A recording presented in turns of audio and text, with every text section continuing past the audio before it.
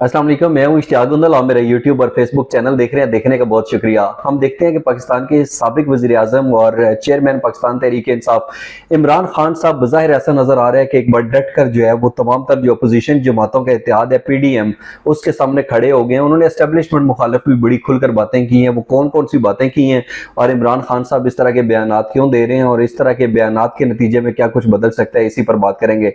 सबसे पहले तो आपको ये बताता चलूं कि इमरान खान साहब ने बड़ा क्लियर कहा है कि ये जो इम्पोर्टेड हुकूमत है, ये जो बार बार धमकियां देती है, अब धमकियां देने की बजाय मुझे जो है गिरफ्तार करके बेशक जेल में डाल दें। साथ उन्होंने ये भी कहा कि ये जो हुकूमत है, इसने तीसरी दफा मेरे घर में पुलिस भेजी है, अब बेशक गिरफ्तार करें, गिरफ्तारी बहुत छोटी चीज है। अब लोगों ने जो गुलामी का डर था उसको बिल्कुल खत्म कर दिया है और उन्होंने जो खौफ के बुत थे उसको तोड़ दिया है। और तुमने जेलों में डालना है, तुम जेलों में डाल दो, तुम्हारी जेलें भर जाएंगी, लेकिन अब लोग हकीकी आजादी के लिए घरों से बाहर निकलेंगे। साथ उन्होंने ये भी कहा कि जेल में डालना, गिरफ्तारी बहुत छोटी चीज है, अगर हकीकी आजादी के लिए मेरी जान भी चली जाती है तो बेशक चली जाए। अब बज़ाहिर इमरान खान साहब की तरफ से इस तरह के बयानात क्यों आ रहे हैं, इसके हवाले से दो बड़े अहम पॉइंट्स हैं। एक तो यह है कि बहुत सारे लोग ये समझते थे कि शायद इमरान खान साहब के मुखालिफ जिस तरीके से फिजा चलना शुरू हो गई है और इमरान खान साहब के ऊपर दबाव और प्रेशर बढ़ रहा है, तो इमरान खान साहब जो है वो कंप्रोमाइज करना शुरू हो जाएंगे। लेकिन इमरान खान साहब तो बिल्कुल कंप्रोमाइज नहीं कर रहे। और जब एक इंसान के ऊपर बार बार केसेस बनाए जाएंगे, कभी अदालत में बुलाया जाएगा, कभी जो है वो किसी तरफ से डराया धमकाया जाएगा, कभी जो है वो टेलीफोन के ऊपर धमकियां दी जाएंगी, और तो फिर इंसान जो है उसका सब्र का पैमाना भी लबरेज हो जाता है। और मेरा ख्याल है कि अब इमरान खान साहब फैसला कर चुके हैं कि वो कंप्रोमाइज नहीं करेंगे। अगर उनके खिलाफ कुछ सख्त इकदाम करेगा तो वो भी डट कर खड़े हो जाएंगे। इसके साथ साथ साइफर के मामले के ऊपर भी उन्होंने खुलकर बात की। उन्होंने कहा कि ये जो साइफर का मामला है, ये इन्होंने इसलिए PDM की हुकूमत ने इस साइफर को वहां पे गायब करने की बात की है क्योंकि ये जो मरियम नवाज साहब के चचा हैं और जो उनके वालिद हैं, उन्होंने जिस तरीके से अमरीकी मुदाखलत के नतीजे में मेरी हुकूमत को जो है वो ख़त्म किया, तो अब वो डरते हैं कि कहीं इस हवाले से वो बेनकाब ना हो जाएं। फिर उन्होंने ये भी कहा कि इसकी जो मास्टर कापी है वो दफ्तर खारजा के अंदर मौजूद है। तो अब साइफर के मामले पर हो क्या सकते हैं, जैसा कि हमने कल के वीडियो क्लिप में भी जिक्र किया था कि काबीना ने मंजूरी दे दी है कि इमरान खान साहब, असद उमर, शाह महमूद कुरैशी साहब और जो आजम खान है उनके खिलाफ FIA तहकीकात करेगा। और इस सिलसिले के अंदर FIA के जो ऑफिशियल्स हैं, जो आला अफसरान हैं, वो एक कमेटी तश्कील दी जाएगी और उसके अंदर बाकी जो एजेंसियों के लोग हैं वो भी शामिल होंगे। अब अगर काबीना ने मंजूरी के बाद इस तरीके से एक चीज सामने आती है और उसमें एक FIA की तरफ से जो भी टीम तश्कील दी जाती है, वो इनसे इन्वेस्टिगेशन करती है एंड ये Imran Khan and company investigation के अंदर तामन नहीं करते, इनकी गिरफ्तारियां अमल में लाई जाती हैं, तो उसके बाद क्या होगा? उसके बाद मैं समझता हूँ कि जो सूरत हाल है वो बड़ी खराब हो सकती है। उसकी वजह यह है कि हम पंजाब की बात करें, KPK की बात करें या गिलगित बल्तिस्तान की बात करें, वहां पर पाकिस्तान तहरीक इंसाफ की हुकूमत है, तो फिर इन लोगों के ऊपर भी जो है मुकदमात दर्ज होंगे और फिर ये सिलसिला कहाँ जाकर रुकेगा इसके बारे में कुछ नहीं कहा जा सकता। लेकिन अब देखना यह है कि ये सिर्फ डराने और धमकाने के लिए इन अल्फाज का इस्तेमाल किया गया है या फिर वाकई जो है इमरान खान एंड कंपनी जिनके मैंने नाम लिया उनके खिलाफ सख्त कार्रवाई की जाएगी।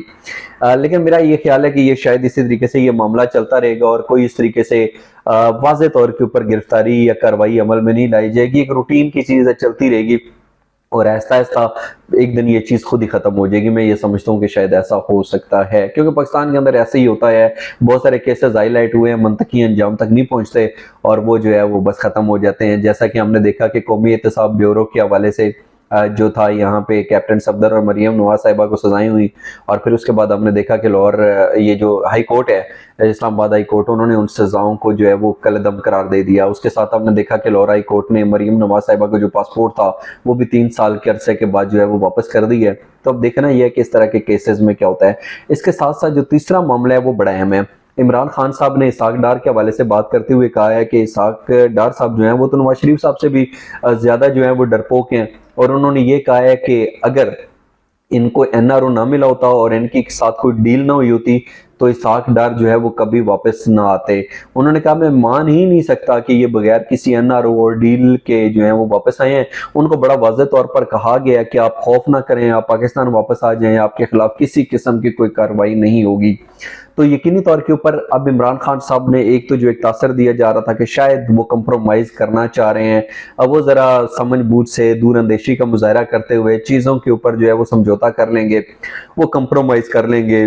वो हो सकता है कि अब इतने ज्यादा जो है वो जहराना अंदाज ना अपनाएं लेकिन इमरान खान साहब के जो हालिया बयानात हैं, इन्होंने एक बार फिर साबित कर दिया है कि अगर एक तरफ हमें पीडीएम नजर आती है, एस्टेब्लिशमेंट नजर आती है, तो दूसरी तरफ इमरान खान जो है वो भी खामोश नहीं रहेंगे, बल्कि अब जो है वो डट कर मजीद जो है जाराना अंदाज के साथ सामने आएंगे।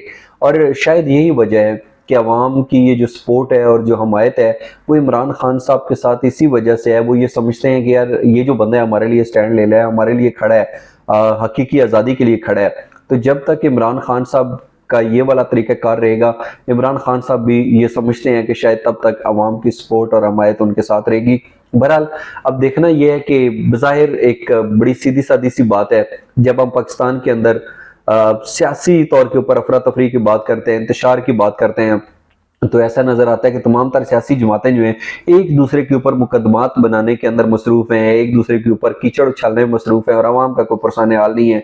यही वजह है कि आवाम के जो मसाइल हैं वो दिन ब दिन बढ़ते जा रहे हैं।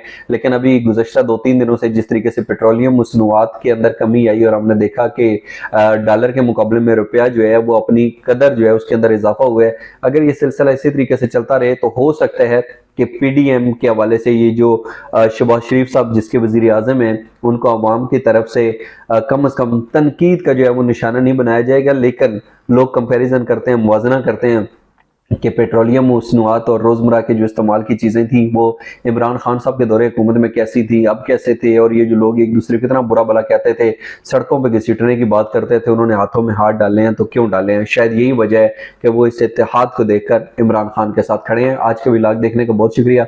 सोशल मीडिया पर और ये यहाँ पे कमेंट्स में आपके फीडबैक का इंतजार रहेगा। जाने से पहले मेरे चैनल को सब्सक्राइब जरूर कीजिएगा। अपना बहुत सा ख्याल रखिए। अल्लाह हाफ़िज़।